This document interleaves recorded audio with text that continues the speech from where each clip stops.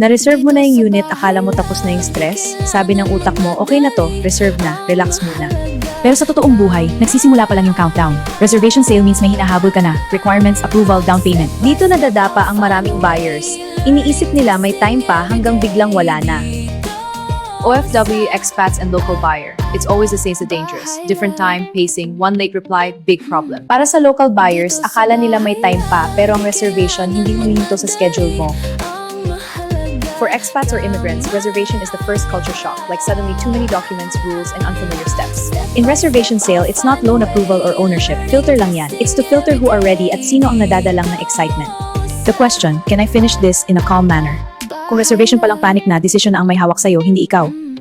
Kung reservation palang kinakabahan ka na, what more pag full commitment na? Hindi kami namadali dito, mas mahalaga ang malinaw kaysa mabilis. At kung akala mo stressful na to, hintayin mo ang day 3.